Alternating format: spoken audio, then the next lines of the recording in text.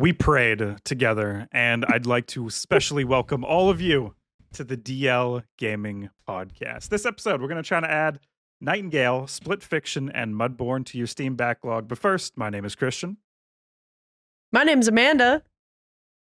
And I completely forgot about this podcast up until about 15 minutes ago when Christian's like, where are you? Where is your work? Yeah. And I don't want to say it's a skill that I have, but I caught up pretty quick. Like by the time we had everything done, I had everything done. Not this, I shouldn't rely on this skill is what I'm saying. But yeah, I completely forgot. Because you have to rely on it so much, it's like a sharpened sword, yes. Dude. You're like, I'm here and I'm ready. Also, I found him at the old folks home. He was like, who are you? Wait, I do a podcast. And then he humble bragged like, oh, you know, I just built like this. I'm great. Just roll out here and get it. Yeah.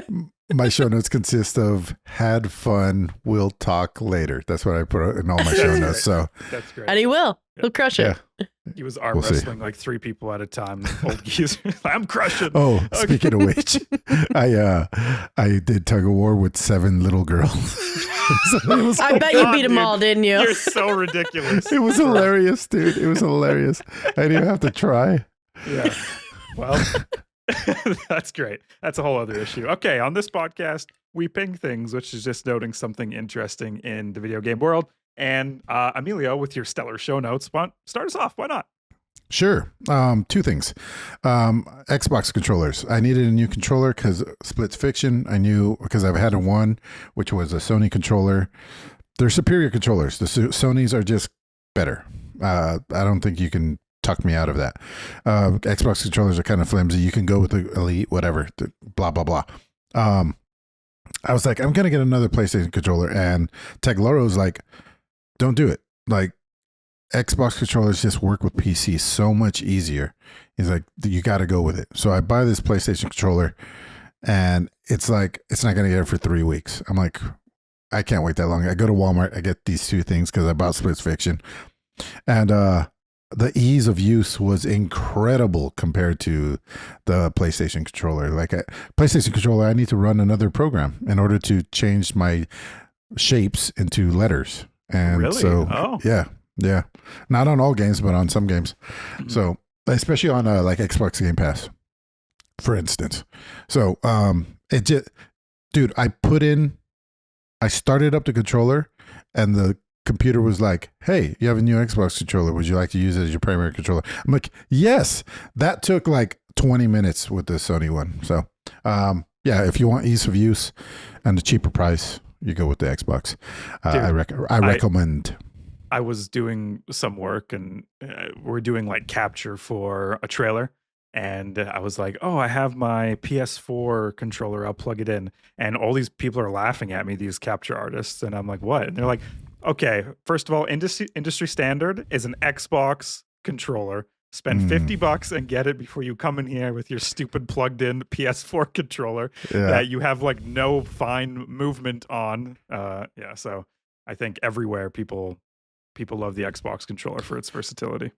Well, yeah, the U.S. Army uses it to kill people, so it's probably okay. Good.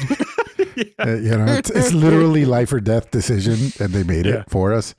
So, and MagicCon. So Sam bought me tickets to MagicCon for my birthday.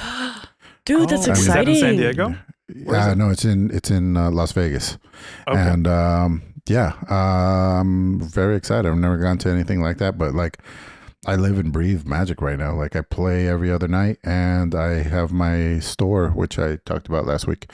So, yeah. Are you bringing Nick with you? I feel like bonding opportunity. He was thinking about it, but he said it came down between that and DLG Con, and he's coming to DLG Con with his wife, and I'm stoked about that. Yeah. Yes. Oh, fuck yeah. I play Commander with them too every other night and they beat me consistently. Dude, I think we'll have to, if you're willing to, we'll have to mic you up at this MagicCon. See Emilio at MagicCon. I want to see you there, dude. I want to see that. Yeah. Sure. Sounds good. Okay. Definitely. That leads right into my ping, actually, because I've got a Magic the Gathering related ping that I got notified that the SpongeBob SquarePants Secret Lair drops tomorrow. I don't know if anybody has seen these cards. They are absolutely fucking hilarious and ridiculous. I've always loved watching how one world will transform into another. So like you take the world of SpongeBob and Bikini Bottom and this beloved TV show that like raised half of the US, and then you turn it into like a Magic the Gathering fighting cards. I think that's just hilarious. Like they have Gary the snail is a slug horror. Hilarious. That is funny. It's so great. They made SpongeBob SquarePants a human wizard because of course. That's great. So funny to me. And then some of the things that they have, like, oh my God, the running meme of SpongeBob, like putting his hands behind his back and his eyes going all wonky, like, and how that was a living meme for a super long time of just people making fun of the way people would say other things, right? And every other thing is capitalized, and you're just like, oh, did you want to play that? Like something like that, right? They turned that meme into a counter spell, which in Magic is such a great way to be like, nah, fuck you. And so it's perfect. Like it's so perfect. I love that. If anybody's interested in that kind of a world combo of SpongeBob SquarePants and Magic the Gathering comes out tomorrow. If you listen to this episode, though, on Spotify, it came out yesterday. So quick jump on it because it could be gone. I don't know. I don't know how fast some of these things are going to sell. Some of the ones that I think are going to just fly off don't. And then some of the ones that I'm like, oh, I don't know if people would be super into it, just sell like hotcakes. So it's really interesting. But I wanted to ask you guys, you know, like what kind of mashup would you love to see a world, especially a video game world, put into cards? Like if there was a secret layer for video games that was made into Magic cards, what video game would you want to see? I mean, it's my answer to everything. I think Binding of Isaac would fit right into Magic the Gathering. Two notes on this set. One, Christian, did you go down to the meme cards? I haven't gone down to the meme cards yet. Yeah, go down. It's worth it. It's so funny. So all of this is going to sell out in the first hour. I can almost guarantee it. Maybe not as fast as the Marvel stuff, but I like you said, it raised half of the United States at this point. The people that have money, jobs and money now. So I think it's going to sell out. Two, go back when they started doing Universes Beyond, like starting to branch out into different IPs. Somebody wrote a scathing article about like what's next, SpongeBob SquarePants. Fast forward 10 years from that article. Yes. And here we are. But it works. It works. These aren't new cards for people that don't play Magic the Gathering. They're just new art on old cards. Oh, so if you I got it. So it doesn't affect the game.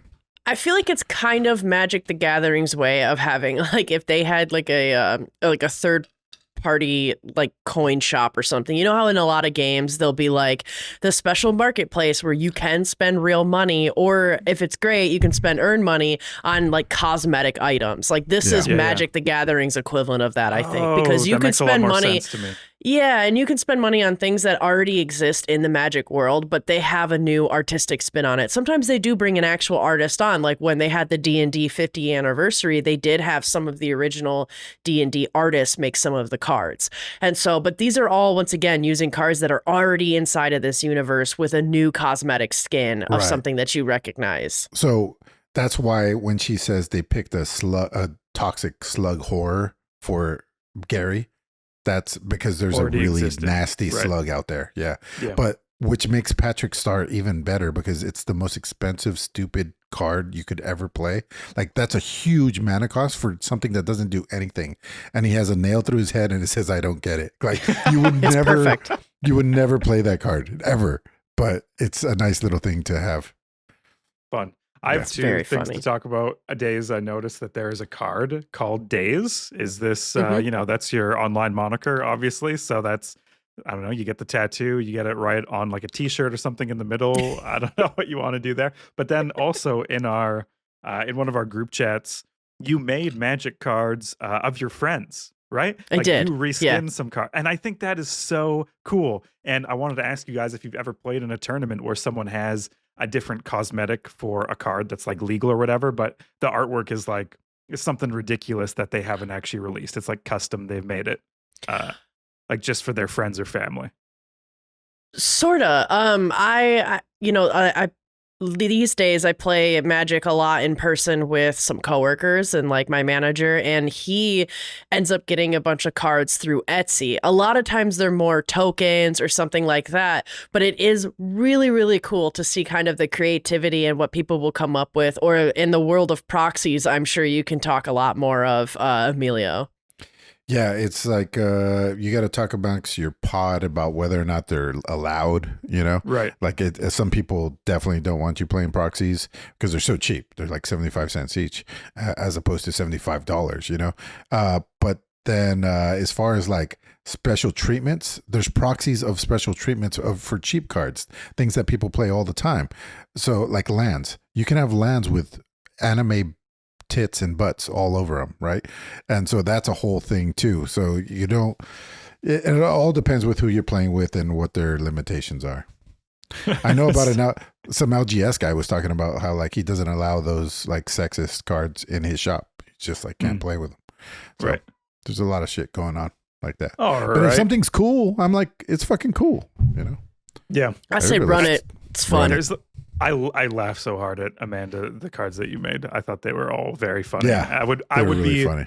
I would be honored, and no pressure, but if you wanted to make a card of yours truly somewhere, I can be You a gotta land. send me a I can be picture. whatever. No, Okay. send me a picture. I will. Send me the picture you want me to use, and I'll absolutely do it. And that goes for especially anybody going to DLG Con for sure.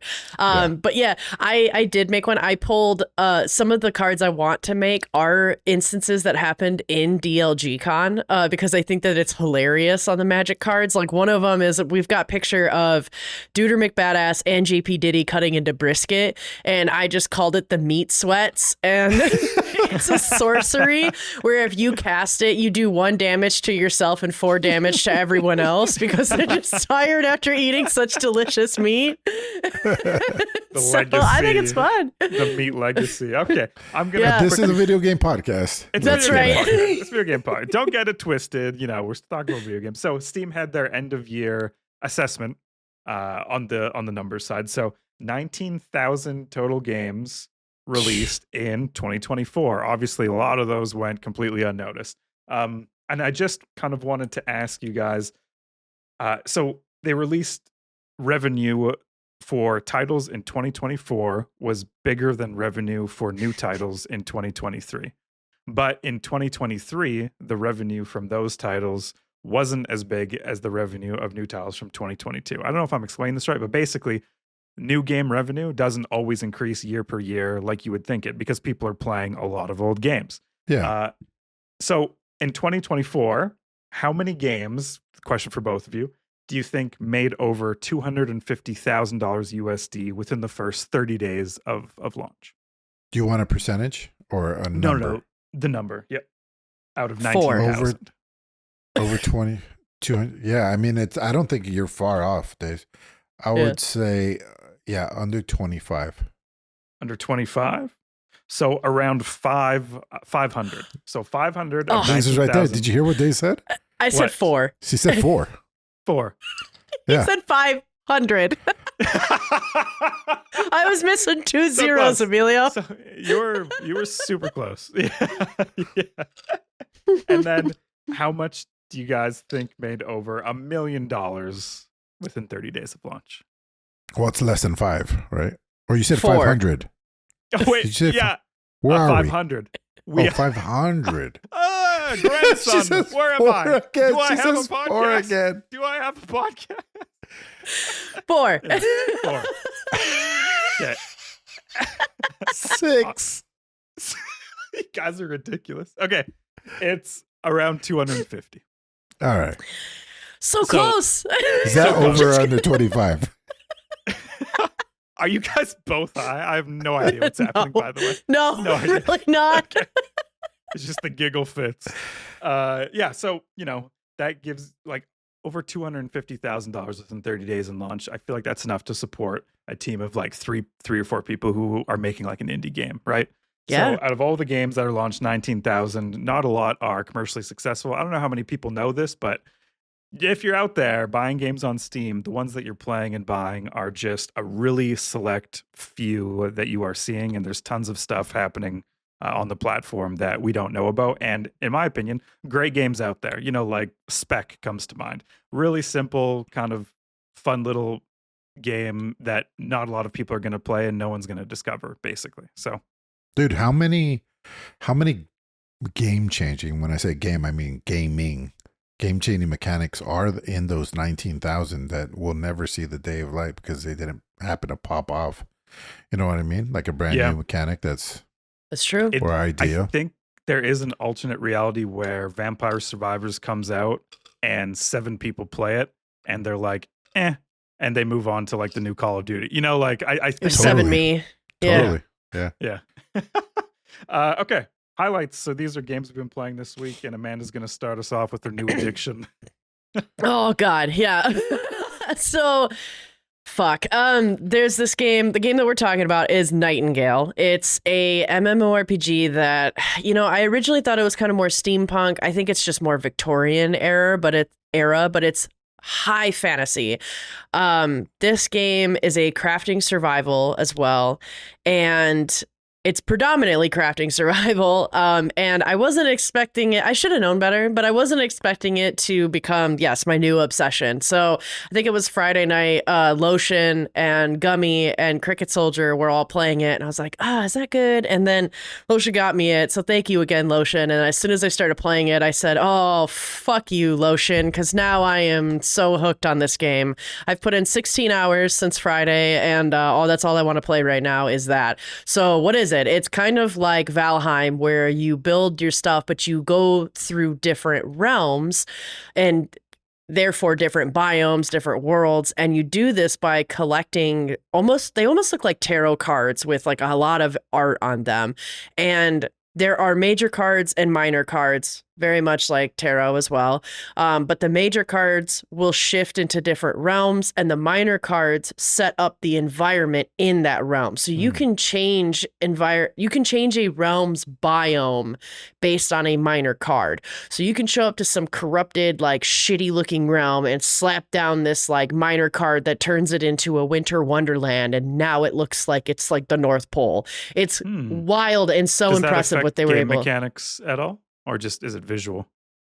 I think it's mostly visual. Okay. This By the game way, runs this is very $18. deep. This looks very polished. $18. Wow. Yes. Yeah. Not only is it $18 right now until March 31st, but there is a free demo that you can download. It is the offline version only. I will say this game is definitely more fun with multiple people, but if you are somebody that really likes crafting survival, this would be very fun. And it does remind me of Valheim, and it's also as well, I will say, like at times pretty damn buggy and clunky. Like right now, a lot of while you're going through, you can save NPCs, or some of the NPCs that you meet, you can end up actually recruiting. You'll get what's called like their calling card, or like their little, it's almost like a little business card, but like you can either recruit them to follow you and you can manage their inventory. They can fight for you. They can work while you're doing stuff in the world. Or you can set up these working stations at your base and you can put them to work. And so they'll just sit there, they'll work, and then they'll go to sleep if you have a bed, and they'll just go right back to work gathering resources for you. So if you are somebody that's like Bobby, where you're like, I'm not spending 20 hours cutting fucking trees down, you just make Roscoe do that, who you met at a settlement. Right. And then you go off and fuck with people, and it's continuous too. It's like a continuous world. So last night, I made a base. We assigned, I think, 7 people to different job tasks, NPCs. And when I went to bed, I'm pretty sure I had like 100 logs and like 100 ingots, and like it was fine. And then when I woke up this morning, it was 1,200 and 1,500, and I'm like, fucking dope. So it continues even when you're offline. The thing what is, a neat is that concept. Has any other game, does Power World do that, or is this like a new twist on this? That's thing? what I was thinking. This is the only thing I could equate it to. Power World, you're kind of setting up a factory while you're offline. Yes, but you're using basically Pokemon adjacent in Power World, whereas in Nightingale, it's people that you're meeting, and a lot of times you're saving them because there are these like.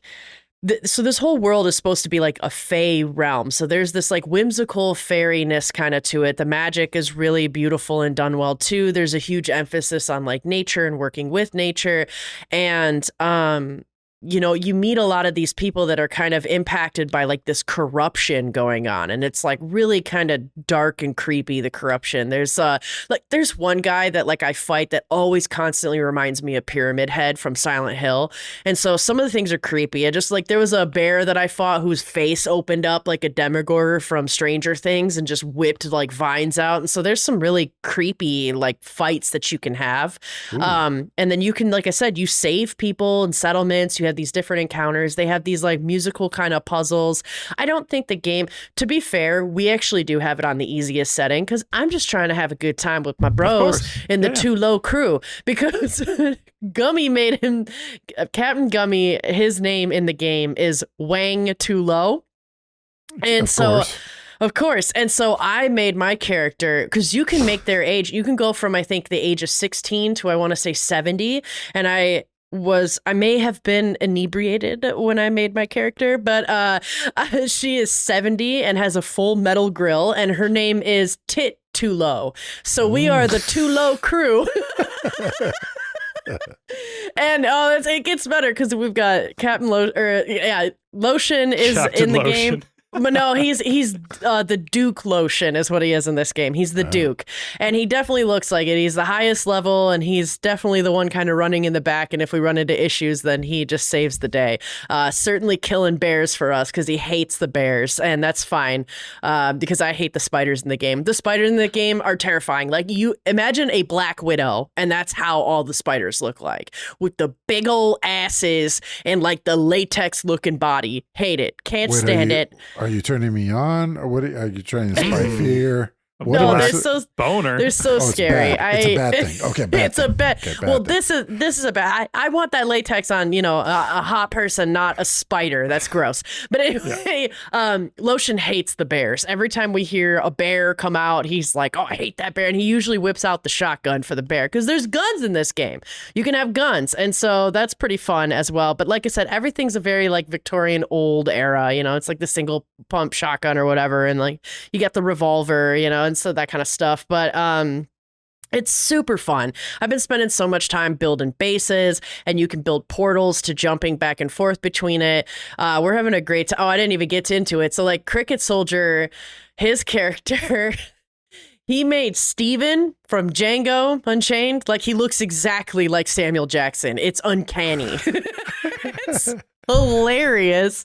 And he spent a shitload of time working on the lineage, because when you're making your character, you can create the entire lineage, and it will populate and show you who your parents, your grandparents, your great-grandparents, all these people are. And like, a lot of the clothing is really nice and well done. The way that you level up in this game is by increasing your gear score. And so made by Christian and I were just getting into this, like that this was a lot of BioWare's team when they were laid off. They went and created their own studio of Inflexen Games in Edmonton. And I feel like I can definitely see some of that, given that BioWare created the Dragon Age series. Like, a lot of the same ways that Dragon Age, you level up and kind of how you handle and manage your companions, that has translated into Nightingale as well. But man, this is a gorgeous game, really fun. I haven't been paying as much attention to the story as I normally would these days, and I think it's because I started this game drunk and with friends, and I'm just having such a blast that I don't care. I'm just running through it. It's fun. You didn't only play drunk. You've also woken up and jumped right back onto it and jumped way, way ahead of everybody else. Yeah, I think only 5 out of the 16 hours were drunk. The other ones were like, oh yeah, I want to keep playing this, because what I really love is, like, I've put a lot into the base. I love building bases. I've got over 1,000 hours in Ark, and I love being the builder in a lot of ways with these kind of games, especially when you have a bunch of people that join and stuff and play with you.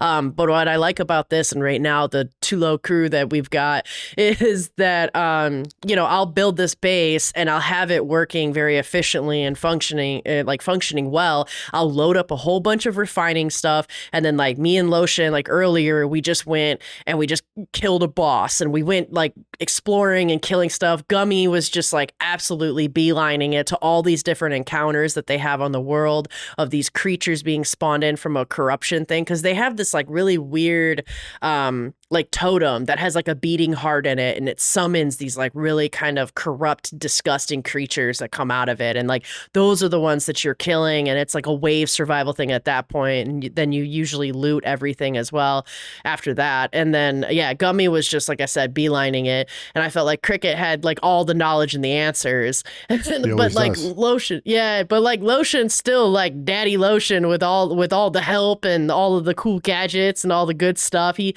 right when I spawned in, he like handed me a super fancy dapper umbrella, because guess what, guys, you can glide in this game. It's awesome. You make an umbrella, and the umbrella actually protects you from the rain and the hail, which the hail can sometimes damage you and kill you, so you do want that umbrella. But also too, you can just double spacebar as you're jumping off of a cliff and just glide Mary down like Mary Poppins. Poppins style. Yes. Fucking classic.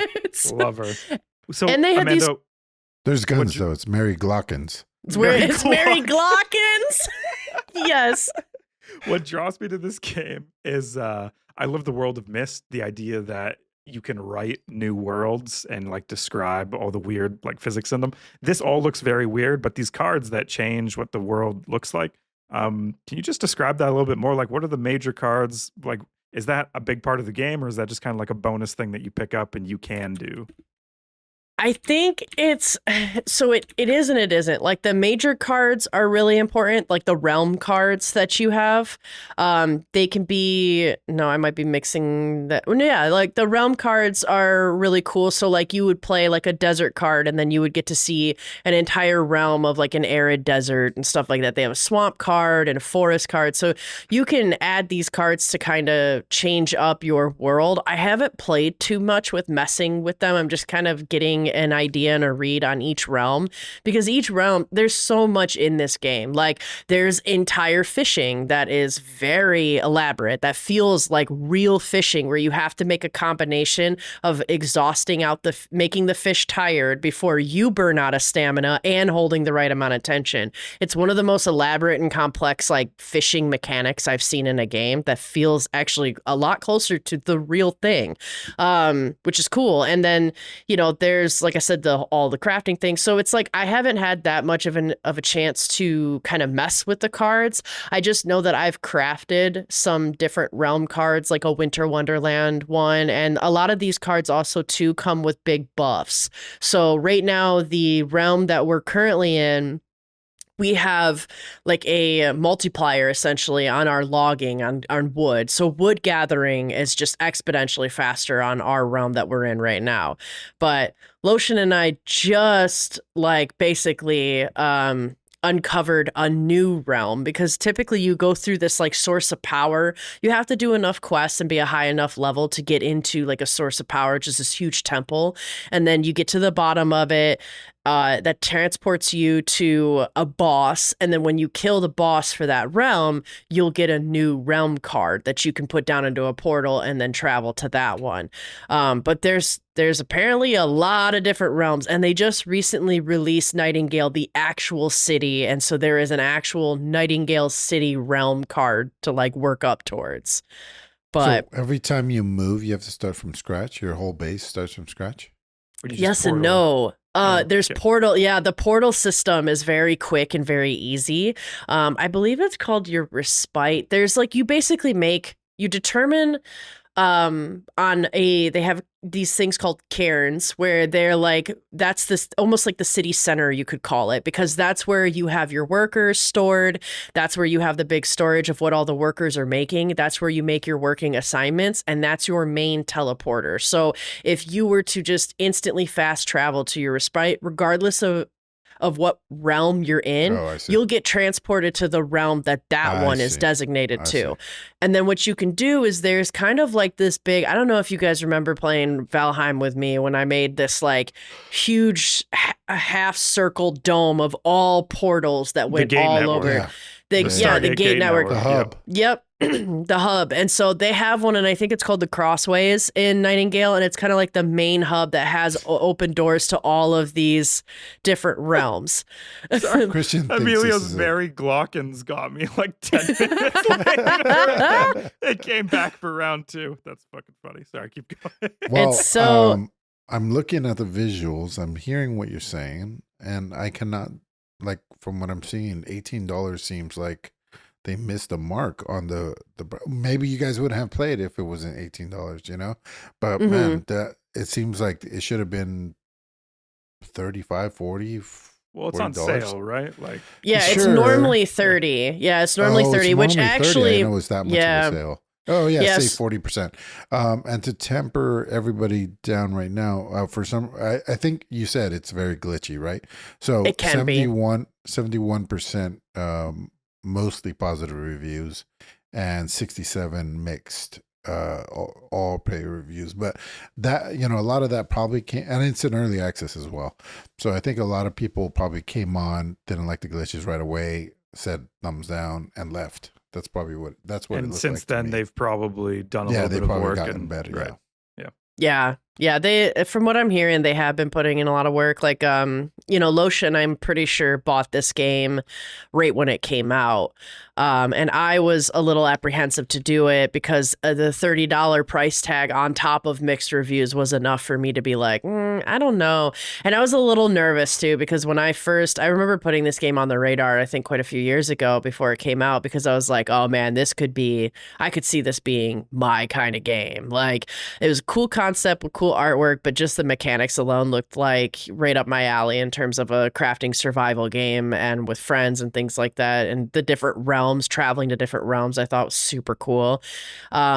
And so, but because of the price and the reviews, I was like, I don't really know. But like now I think is a solid time to get into it and to play it, especially with a demo being free. I mean, everybody should, if anybody's interested relatively into crafting survivals, they should download the demo and just see how it is that they like it. If they feel like $18 isn't that big of a loss and they want to play with friends, then getting the game is good. Because that is a big difference right now between the demo and just buying the game outright, is that the demo is very much offline, and your offline character will not transfer to online character. I think you can transfer your online to offline, but not exactly. And they have like a host thing in beta that I think is going to be similar to like kind of Valheim, where like, for example, when we had our DLG Valheim server, like that was up. I think it's something similar like that, but I haven't really messed with that much.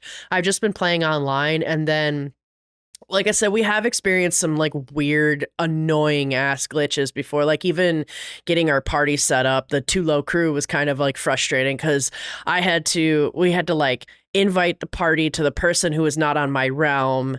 And then once they accepted it, or they had to invite me, and then I had to separately invite them to the realm, or like vice versa. Like they had to come into my realm first, then I can make it into Multiple a party. So But just, but it wasn't multiplayer consistent connectivity either. Was just With sort some of strange. issues. Yeah. Yeah. How many And then there's, like, little Mary-glockins out of 10 would you give it? I'd give it probably, I think right now, a 7 with the potential to go higher, because I feel like even though I've put 16 hours in it, the thing with these kind of very complex open world survival crafting games is that they run so deep. Like if I were to ask myself to review Ark after 25 to 30 hours versus after 800 versus after 1,000, it's different reviews. So it's like I feel like this kind of game can be very similar to that. As far as I know, there's no kind of PvP whatsoever. You're very much all working together, but this is a beautiful and really fun game that has like a lot of different variety and diversity. I'm really enjoying it so far. Glad you are. Sounds awesome. Sounds like, oh no. Bobby's out as soon as you said trees, and then like you can make your tree chopping more efficient. He's just like double out. Well, no, but that's nice for the workers, right? So like now on that world, we have 2 forest kind of workstations. They're basically like a 4x4 square that you just determine on your like plot of land, and it builds this little tree, and like you assign a worker, hey, go keep chopping wood. And so some guy just goes over there and he just keeps chopping wood. Then, you leave, these go workers, do Bobby things. Do they get paid? They get paid in smiles. Oh, wow. Can they quit?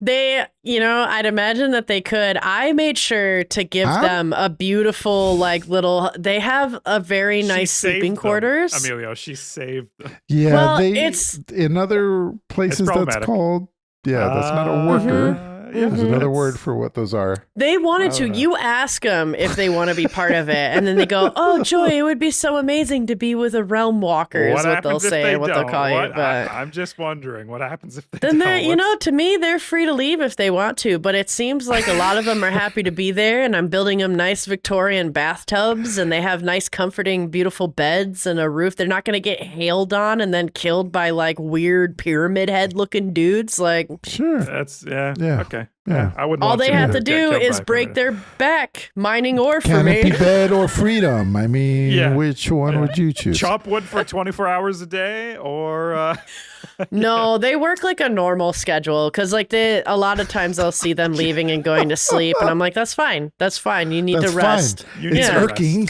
It's irking. No, but it's fine. not. It's not. Hey, I'm willing to sit there and put in the work and chop down trees too. If I need to get trees, I just go get some more I'm trees right instead in of just there with yelling at them. somebody. yeah. Yeah. I'm going to be quick because we've already talked about Split Fiction.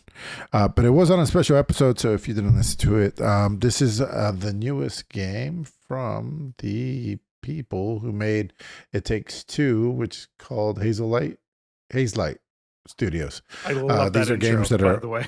Yeah, these You're are like games that clicking are on always Steam. yeah. From These the games people. are always built for from the ground up for two people.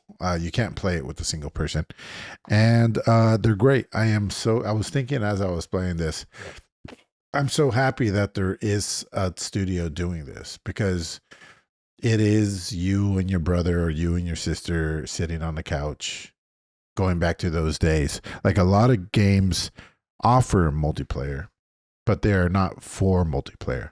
These games are only for multiplayer. It is specifically for you to be playing with a loved one or a friend or something like that, which I think it's awesome. And then the whole friend pass thing where you can, if you have a friend that's interested in it, you can talk to them beforehand and be like, okay, I'm willing to put the $50 up, but you don't have to because I'm just going to pass this on to you. It's such a nice step. And they've done this with all their games, at least 3 games that I can mention. That would be A Way Out, It Takes Two, and this Split Fiction. So Split Fiction is the epitome of what they have been doing. Every game they do gets better. It is a 2-player co-op adventure game, I guess, because you have platforming, you have shooting. Every level has new mechanics, and because it's story time and you're playing through people's ideas, it does not get stale at all.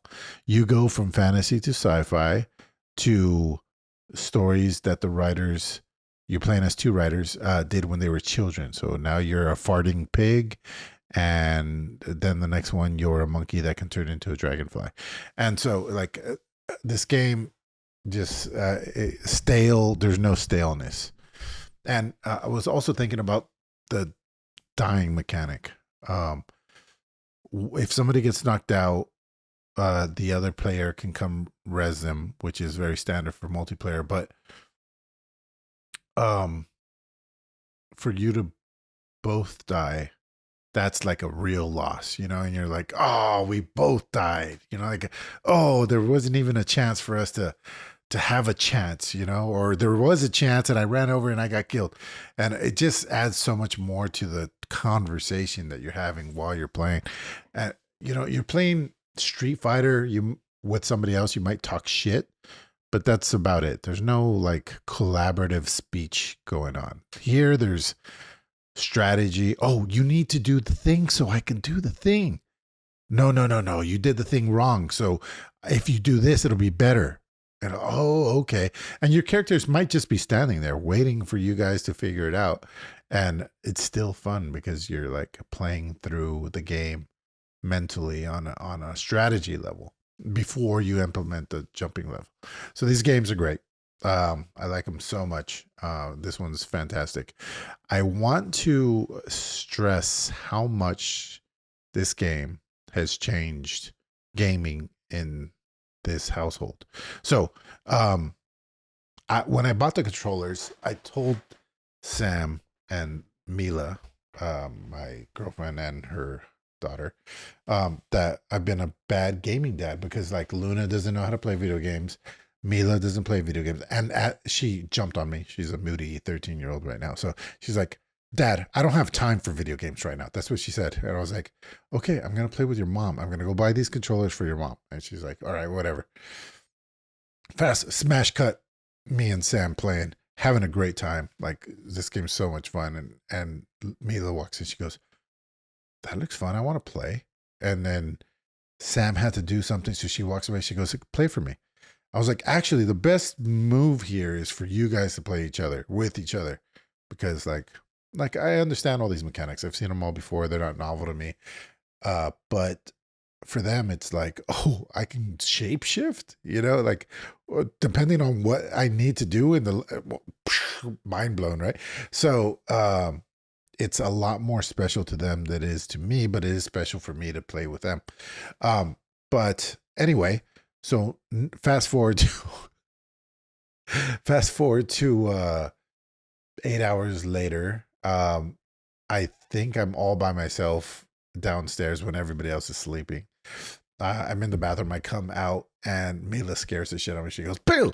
And I was like, "Wah!" And she goes, I was like, "What are you doing? Why are you scaring me?" She goes, "I want to play Split Fiction. You ready?" I was like, "No, I'm going to bed, dude." And she's been not bothering me. She's been reminding me like nonstop, like, we need to play. And she goes, so much so she got her Switch out and she's playing her Switch now, which she hasn't done in months because like this is reignited. She said, I'm a video game player again now. She like is reigniting gaming. She's like, this is the coolest game I've ever played. That's awesome, dude. That's so wholesome. What was she doing? Like, what is this stealing from? Like, she's like, I'm so busy. Is it like school, extracurriculars? She is super busy. Yeah, a lot of extracurriculars, student council, straight A's, straight A pluses. Yeah, she's on fire, that kid. Music lessons, a lot of stuff. So, yeah, I kind of don't want her to be playing video games because, like, it's going to wreck the whole thing. Right. But sometimes you need some decompression. Of course. Yeah. So, and then Sam's been like, yeah, I'd rather do that than what I'm usually doing.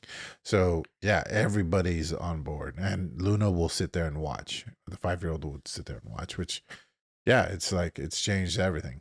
Now, since everybody pretty much knows what this is, I will say, just like It Takes Two, there is so many mechanics, and I appreciate it. I've seen all these mechanics before, but some games make an entire game out of 2 or 3 these mechanics. I'm on levels 4 or 5, and I've seen 15 mechanics, which you could divide up into 3 different video games, 4 different video games. Every level's, and you saw that in It Takes Two. And then I do prefer It Takes Two, I think. As far as like the talk, I really like the couples counseling thing. I know you guys both shit on it. I thought it was cool. I thought it was at least novel. Especially since you play as the Book of Love sometimes. Yeah, and I think I'm probably looking at it from like an adult's eyes when maybe it's not meant for that specific, like a younger child, 13, 14, playing that game, probably completely different take. Like as an adult, when I watch Marriage Story or whatever, like a 13, 14-year-old watching that is not going to get it. And probably vice versa for this. They've kind of dumbed it down is not maybe the right word, but it's an accessible story that anyone can be involved in, and probably kids are going to be more likely to enjoy that. Yeah. 9 out of 10, 10 out of 10. Of course, dude. What? Yes. Good game. You've played it as well, Christian? No, but everyone, I mean, like just like industry wide, and like everyone I've talked to who's played it, and it's just like, everyone's like, this is the best. Like, this is literally the best. Thank you for making it. Yeah. So I don't know if I was fast, like I said, but go ahead. Yeah. It was Christian. Beautiful. Okay. I'm going to can't even talk. Mudborne. That's what I'm talking about. It is a game I put on the radar because I played the demo on Steam Next Fest. It is a trippy frog breeder simulator, and the key I don't know. I'm still on this bit. I think like you're a frog who breeds frogs. Like that's wrong. Okay, that's like clearly ethically. I'm not sure we can get on board. If you're a human who breeds humans, that is, I would say, problematic. You know, it. y- Humans who breed sheep, all of a sudden, okay, fine. That's there's like a different level here. A toad who breeds frogs, I could get behind that maybe, but a frog who breeds frogs, just it just sits weird with It's me. I weird. don't know. It's weird. It's weird.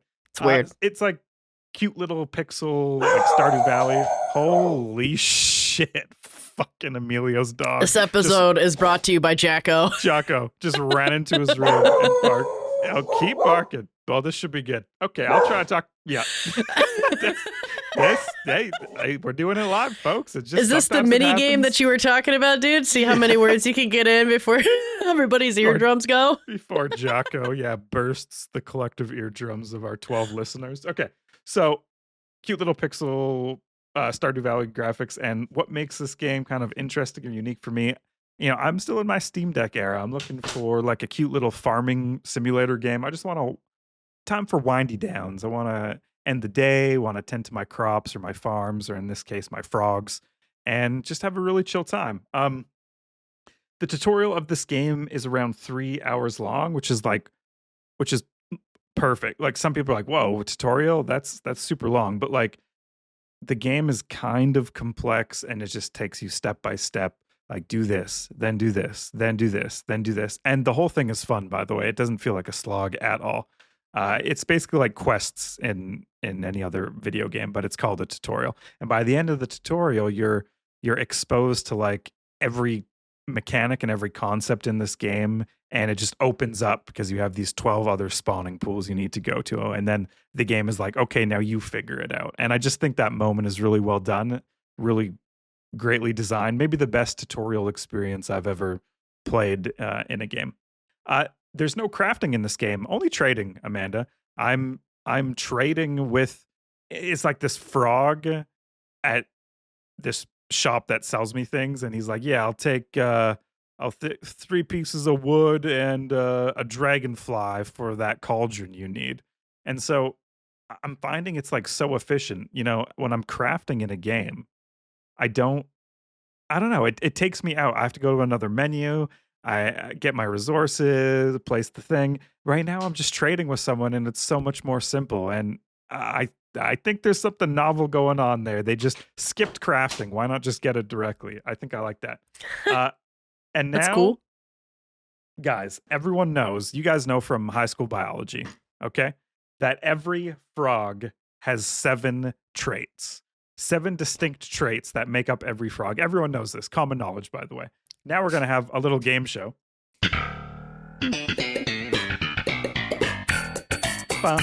Froggy game show. Froggy. 7 traits, Froggy game show. Froggy. 7 traits, Froggy. Anyways, we're going to play a little game. In the show notes, you see a letter. One by one, I'm going to ask you, what do you think that letter is the trait of? Keep in mind, we're talking about frogs. So these frogs have 7 distinct traits that I'm breeding. And these are the names of those traits. So, Amelia, I'll start with you. What do you think A Amphibious. stands for? Amphibious. That's fucking good. Amanda, what do you think? I feel like it would have to be amphibious. Same answer. Okay. Going once, going twice. Guys, didn't pay attention in high school. Obviously, it's amplitude. Okay. A for amplitude, which is weight, by the way. That's how heavy the frog is. And that is important because this game isn't really what I thought it was. It's not really a farming management game. It's like the farming and management part of breeding the frogs and setting up that production chain is so that you can solve puzzles. So I ended up making a game or a frog that's super fat, 7 out of 7 amplitude. I took him and I put him on a pedestal. Yeah. And it opened a portal to a new spawning pool. And I was like, By cracking the cool. pedestal? By cracking the pedestal. Yeah, we've all done it. Well, Crack the code. yeah. Okay, moving on. The second one is N. So, Emilio, what do you think N stands for in the frog breeding? Neurotoxin. That amazing answer, by the way. Amanda? Based on that first one, I'm I'm just going to swing and say that it stands for nebulous, and that probably means how clear-headed the frog is. Wow. Amanda, I think you're onto something. It is actually nobility. So it is the style in class. Again, please pay attention in school, folks. If you need to go back, just do a brief refresher. These frogs have a on Bio caste 101. system? That's fucked up, dude. It is, yeah. So I bred a frog and he came out with a top hat. He had 7 out of 7 nobility. Basically what this means is like their class or style. So they come out with like little bow ties, little cute top hats. And that means that they can unlock certain puzzles basically. Next, I think, not going to call anyone out, but Emilio should probably know this one. What do you think? Obeseness. Obesity. Okay. Very close to the first one, Amplitude. but Yes. yeah, amplitude. Yeah. Amanda? I guess I'm just going to go with opportunity. Opportunity. You're probably Right. closer than I am. We send it to Mars, the rover. Love it. It's actually odor. So it's the smell it's the smell of the frog, but that also affects the frog's friendliness. So if you breed a bunch of smelly frogs, they like to be, other frogs want to be separate from them. If you breed frogs that have low odor, they start to congregate. They're very friendly. So that's useful in some puzzles. I think that's actually the most realistic trait you've listed so far of a frog. Yeah, it's like the Real- charisma.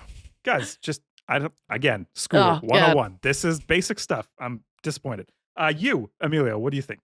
Underachiever. I love. Okay, Amanda. I'm Are you going Googling to. you words right now? What is this clickety clacky No, on the keyboard? Oh well, it's just clickety clacky. I'm busy. I gotta mute myself better with that. I'm gonna say ukulele. It's gonna be its musical aptitude is ukulele. Oh, musical aptitude. What a cool. Yeah, I think they should add that. It's That's actually a very Googleable word, by the way. Like that's No. Scrabble, 7-letter words start with U related to frogs. Okay, it's umbrage. So umbrage, which is their temperament. I take umbrage with you. How quickly they get angry, and maybe when they get angry, they do something that's super interesting and useful for puzzles. Okay, R. Guys, by the way, this one, honestly, not even joking. resourcefulness. Okay, we're talking about frogs. Just throwing that out there for R. Amanda. Rubbertude. How bouncy they are. Yeah. No? I feel like it's gonna be their rumination. 'Cause Rumination. frogs will sit there on a tree and be very pensive. They'll ruminate. It's actually ribbit. It's their ribbit. It's the loudness of their ribbit. And what these frogs will do if they have a loud ribbit is they like to ribbit into things. So they'll find the nearest pail, and sometimes they'll find the nearest ribbit machine, which if they ribbit loud enough will power a puzzle. This game is super goofy, by the way. If you didn't, Will they if you ever didn't pick up. ribber it? To ever ribber? Ribber? Will they ever ribber it? What? I usually Someone don't clip tongue that. tie myself very often, but there it is. Someone click that. Okay, 2 left. So E, what are we thinking? I'm going to give you what it is and what it does. Excrement. How much excrement they can produce. Yes. It's very tied with amplitude. Okay. Yeah. A lot. All these suggestions. Okay, good. Amanda. Eggs. Oh, not bad. She's By probably the way, right, by the actually. way, not bad. Not bad. It is audacity. Yeah, common term. It's the appetite and their industriousness, basically. So how much they eat and how much work they get done as little froggies. And then S, what do you think S is? It's got to be sexuality. Yep. It's got to be. Oh, gotta be, for sure. Amanda? Yeah, I'm just gonna say sex. Sex. Sex is on the mind. You guys are sick fucks. It's saturation, which is the dampness. Also has a lot to do with sex, dude. That's true. That's true. The what is that? Mormon? That's soaking? Very close. Anyways, Very close. the dampness or moisture level that they prefer in their environment. So do they hang out in deep bodies of water, shallow ponds, or do they like to be in the forest? So those are all the traits you are trying to mash together to do these puzzles. And this game is so satisfying and fun. I don't know, like you're making potions almost, but they're frogs and they ribbit around. You can put a frog in your inventory, it follows you around and you can pet it. It's just goofy, it's fun. And the puzzles I think are easy to understand. You're like, "Oh, I need a frog that does this." And then the challenging part is actually the breeding process to get a frog with high checking my notes here, umbrage and odor. I need a frog with a shit temperament that smells horrible for this puzzle. So yeah, it is awesome. And I played an early build of the game before it released. I was kind enough to be given a code, so that is a disclaimer. My review-ish here is colored by the fact that I didn't pay for this game. But part of that was when the game released, a lot of weird bugs started happening. And I guess on the Steam Deck, there was a weird duplicating bug where random things in your inventory would duplicate. And what happened was I duplicated a key and then it disappeared. A key essential for moving on in the story. Oh. So I messaged the dev, and I mean, they're fucking busy. They just released a game, crazy. But she got back to me and basically gave me a bunch of console commands to speed through what I had already done, because I have to restart. There's no saving it.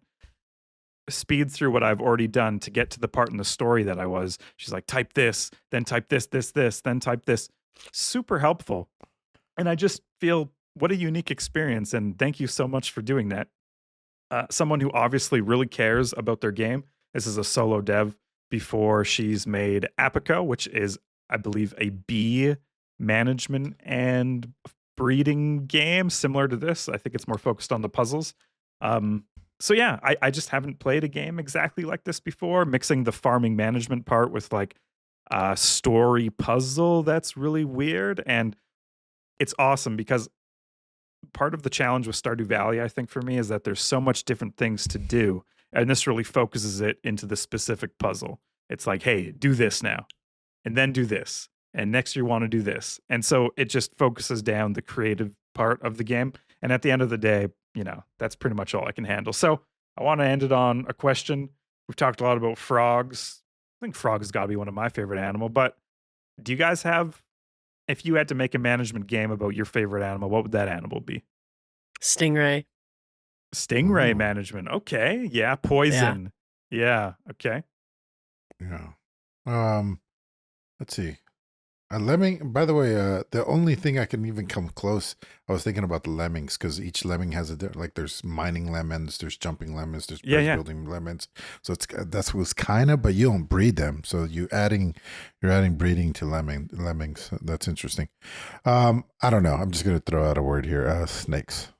They don't see enough management games. Yeah, and that's cool that you say that, because obviously we have listener, friend of the show, your personal buddy, JP Diddy, who breeds snakes for a living. And it does seem pretty interesting, especially when you find a super unique gene that you can make kind of a whole business around.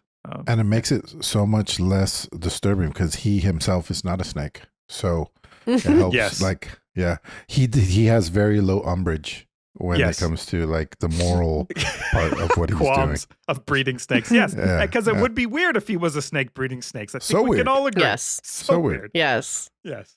He'd have to Okay. do everything with his mouth. It'd be crazy, man. All right. Weird. On the radar. These are the games we haven't played very little of. Games that have caught our attention. Amelia, what do we got? But first, a plug. jdconstriction.com if you want a snake. He has. If you want to snake. Yep. If you want a very nice snake, these are not cheap snakes, but if you want a very nice snake, jdconstriction.com. Yep. He's going to pay us so much money for that. So on the radar is Void War, something that I threw on the radar of our Discord. If you want to be a cool person, all the cool people are on our Discord, and you want to put something on the show, we are so accessible. You just say, hey, we say, hey. So if you are looking at something that's coming down the pipeline, you put it on the radar. If one of us thinks it's cool, we will talk about it. But I did my own this time. It was very masturbatory in that way this time. But it is called Void War, and it is a FTL. That's what perked my ears. Not unlicensed 40K clone. So that, which also perks Nick's ears. So I put it on there and linked him. And yeah, like you're playing as Space Marines with, I mean, look at the art. it's Warhammer 40K. It even says like it's the grim dark future or whatever. It's like 40K. Very all on the way. nose. Yeah, it's very on the nose. And the 40K is less. I mean, it doesn't make it less appealing for me, but that's not what I'm looking for. I need so much more FTL in my life. Like, I think that is one of the greatest games ever made, and I never beat it. I think it's too hard, even on normal. But yeah, I want to play more games like that, and this is. I mean, if they pull it off, it's going to be good. You can play a demo now. I have not played it, but if any of these things seem nice to you, check it out. Yeah, I'm excited about it. Sick. It looks awesome. It looks also like they have the same icons for like the weapons and shields. Like it's very, very similar. I mean, they're stealing. They're like, if we steal from two people, maybe we'll save by buying one Exactly. one lawyer. You know? Yeah. 2-for-1 deal here for sure. Okay. Yeah. Amanda, what do you got? I've got a amazing game called Liar's Bar. So you're at a kind of like sketchy bar, very speakeasy kind of bar, and they've created these like animal kind of like they've got like Jessica Rabbit there, but she's like gangster kind of, and like and it's so funny to me because like the characters you sit around this table and you play a bunch of known like card games or dice, and the thing is that if you lose you might die. And so they have a game. I first played this on Friday night with Lotion, Cricket, and Gummy as well. And we played basically the card game BS. I don't know if you guys have ever played that game bullshit where it's kind of like you take the deck and you flip it over and it's a queen. So everybody needs to take all the queens in their hand and put it down. So you might be like, I have one queen, and you put it down, but you're not showing everybody, like it's not face up, it's face down. And then it goes to the next person. And if they don't believe that you put down a queen, they can call bullshit. And then you have to show and prove that you put down a queen. And if you did, they lose. If you actually put down or if you put down anything other than a queen, then you lose. And so in this game, you play that the same way, but it tells you how many there should be. They'll be like, there's 6 queens total in this, or 10, whatever. They change the numbers, like 4 kings or whatever. And so then they say that everything's aces. So then you go through and you kind of look at your hand and you put down, I have this many aces or whatever. And it's played the exact same way. But the thing is that if you lose, there's a revolver and they spin it. So then you're playing Russian roulette if you lose.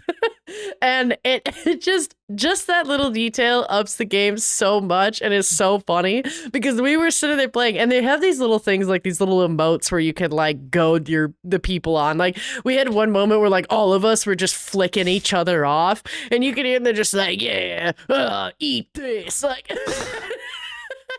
And then, called bullshit. And then everybody's like, oh, then, you find out that like Captain Gummy said that he put down 2 kings, but he put down 2 queens. And we're like, oh, we watch him pick up the gun, spin it. And then everybody's just waiting as he holds the gun close. And then it's just click. And he's like, yeah, bitch.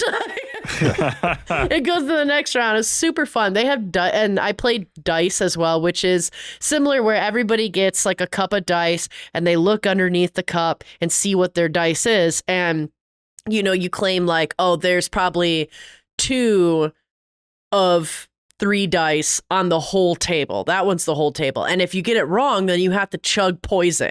And after you chug the first poison, you can see like the eyes are shot. There's a little bit of blood coming out of it. And if you get it wrong again, then you chug the second poison and die. So it's just funny that they've just made like normal games that we could play with each other in person in this kind of setting where it's like very sketchy and it's like the stakes are high. It's with your life. Like it's very fun. So it's a whole game of just basically lying and bluffing, but like with cards and just really funny characters. You can even do a thing where like if you die, you can emote once to like twitch and like kind of come back to kind of scare people.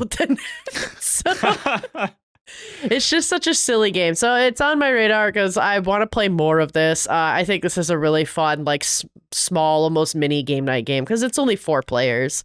And so it's not a ton of people, but 82% is very positive recently with $6. 91% overall very positive. And yeah, $7 it costs to play. Super fun. So worth it. Nice. I was going to ask, like a lot of times when you're playing these in person, you're trying to read social cues to see who's lying. I guess here it's all audio social cues, right? Yep. Yeah. And I love how the pig's ears are flopping around. Well, also, too, it's something like, think of the game with BS, right? Like, I mean, you either have an ace or you don't. So if you're taking a long time to put down an ace, like that was so. But then to me, like once I learned that was how Gummy was waiting to call BS, I just purposely waited extra long and then put an ace down because I wanted him to call BS because then he would have to roll the gun and see if he got shot. 3D, no, 4D chess. 4D chess. Yeah. Talk about rock, paper, scissors. Cool. Right. I'm going to quickly talk about a game called Modulus, which is like an isometric Lego Factorio. Really simple graphics, really clean look to the whole game. Factorio is very like nitty gritty and like pixely. This is not that. This is clean, precise, exact edges. And it's because your factory is just making blocks. It starts with normal cube blocks, and you are just constructing generic shapes, cubes, rectangles, that you patch together into a final assortment of whatever thing you need to ship. So I just thought, hey, that's a cool, interesting spin on things, because what you're doing is you are manipulating the shape like left, right, top, down, and then the next machine will like add a rectangle on top of it, and then you'll need a machine to like flip it 45 degrees and add another like rectangle, square, some sort of simple shape to, so that in the end you get the final thing you're supposed to get. So a little bit of a cool take. I think I played a little bit of Factorio. I haven't really gotten into any of these like factory production games like super duper, like that's my only game. So Modulus, interesting. No release date on it. No reviews, obviously, no demo, but there is a playtest on the Steam page that you can request access to. I've requested access. I'm interested. So if you're into Factorio, you're into these kind of management factory games, hit request on the Steam page and see if you get in. I think it answers the age-old question of who's producing these Tetris blocks and who's turning them. Right? Totally, dude. Yeah, we've always wondered, and now we have the answer. Yeah, now we know. Yeah, some fucking guy on Steam. Modulus. All right, Emilio, subs and donos. What do we got? But first. Subs and second. Donos. Is there something supposed to be here? There's nothing there. I know you said a name earlier. Okay. Yeah, no one came in. Okay. Trick question, Emilio. So why'd you ask me? Okay. Happy birthday, Amanda. When you guys hear this, you'll be 24 hours from her birthday, 21st birthday. So 21st. Congrats. Welcome to Adulthood, by the way. About time.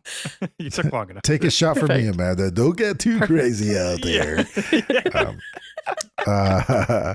Reviews. We could always use reviews. If you listen to this on Spotify, review us there. If you're not listening to us on Spotify, go to Spotify and leave a review for us there or wherever you listen to us. Reviews are good. We don't have nearly enough of them, even though there are hundred of you. It's actually thousands now. Thousands. You are legion. So go there. Say whatever you want as long as it's nice. Otherwise, we'll delete it. All right. And listener questions. Amanda, you got this? That's right. Yep. Coming in hot at the end with some listener questions. Both of them are from Zap. So I'm going to get started with the first one, which is that he asks if any of us use our PC, not the Steam Deck, but use the PC as a gaming console at the TV. And if not, would we ever consider it for couch co-op or narrative games? And I do want to answer this first because when Split Fiction came out, I wanted to first test it on Steam Deck and I liked it. But then my partner and I realized we were like, we have two very powerful, amazing PCs literally in the next room.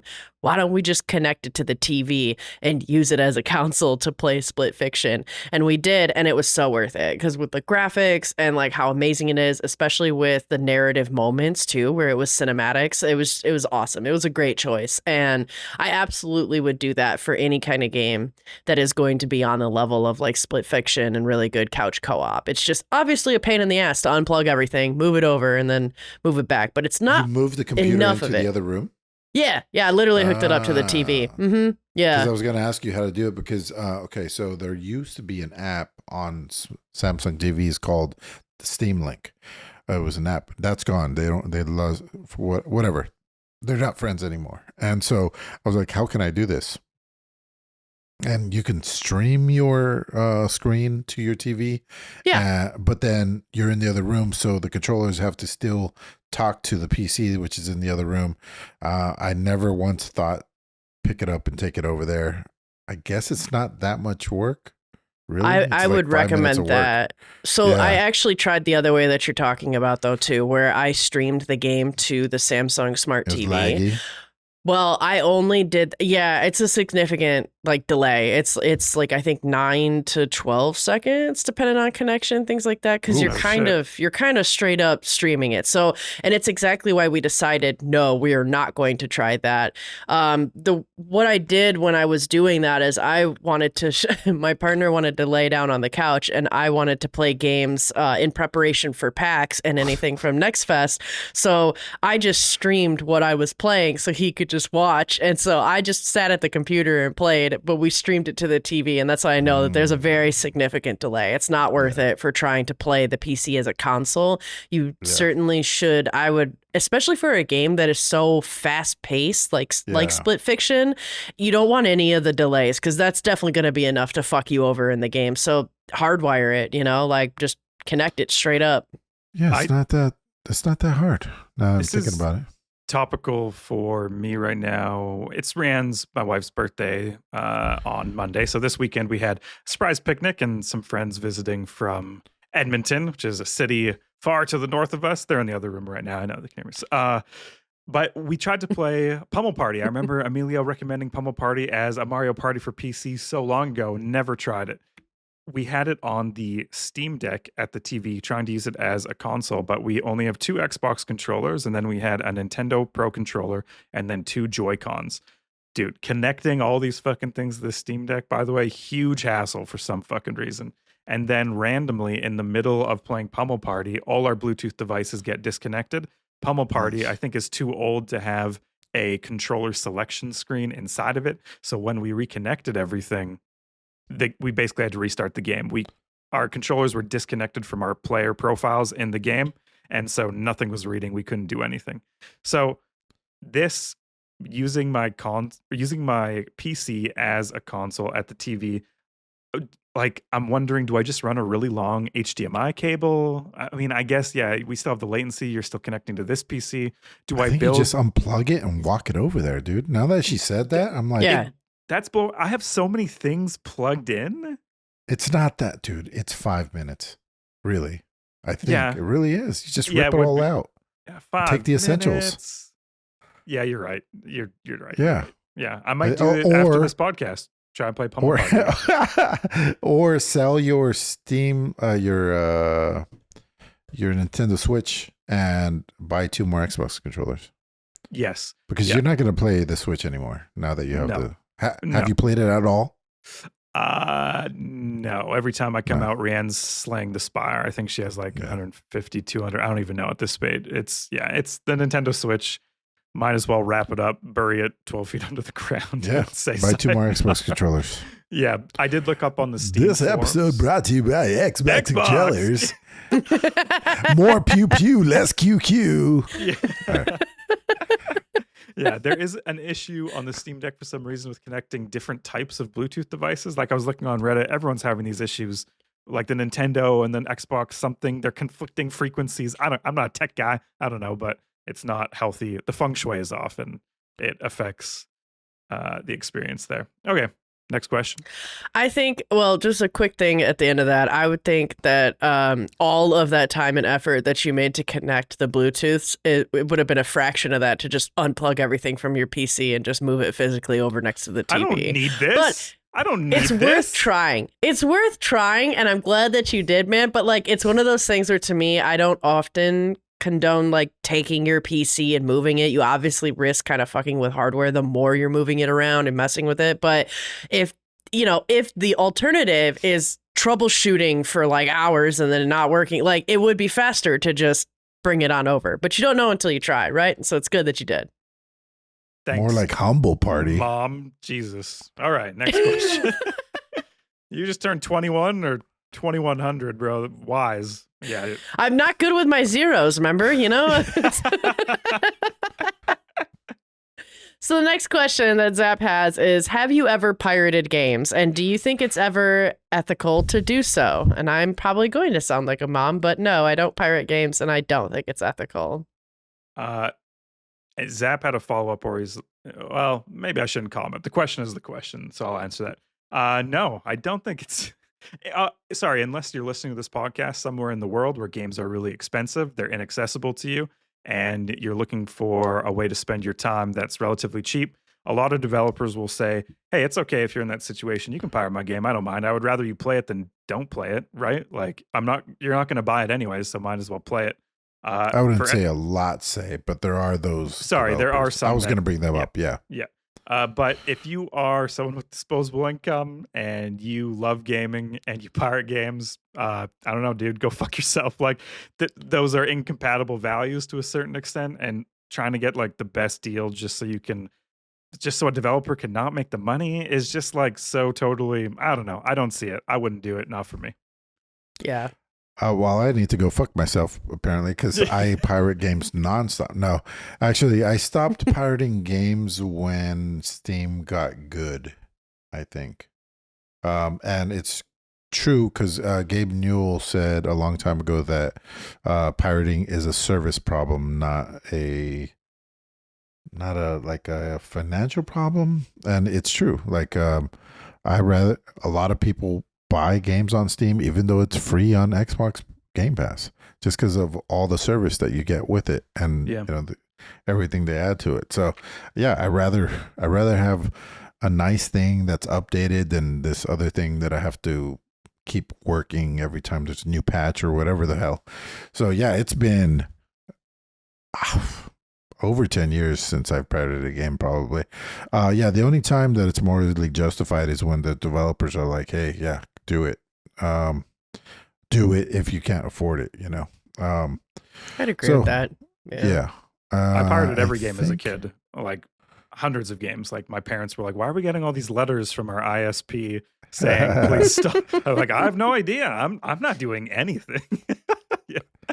That's so weird. Yeah. Weird. And that's it. All right. That's a show, guys. Who's our next episode brought to you by? Who's this guy? No, nothing? John Vogel?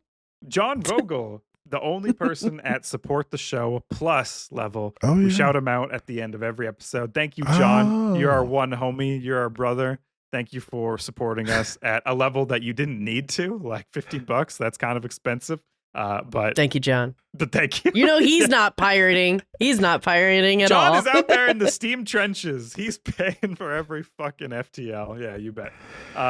What am I playing next week? I don't know. Again, usually I like to plan these things out. I have no idea wherever the winds take me. I'm not going to be on next episode. We're busy for more Rianne birthday shenanigans. So maybe I'll get into some Mass Effect this week. It's about time for my quarterly Mass Effect update. I'm playing through Mass Effect, never played them before, through 1 to 3 on the Legendary Edition. And yeah, maybe these couple weeks, 2 weeks off from the cast, I come back with a story or two from, what's the Mass Effect universe called? Do they have a galaxy name? All I could think of is an Andromeda, but no, that's not accurate. No. Wherever it takes place, stories from that galaxy. Yeah. Yeah. And if you really like that writing, Christian, then come to Nightingale, because the writer's there. Yeah.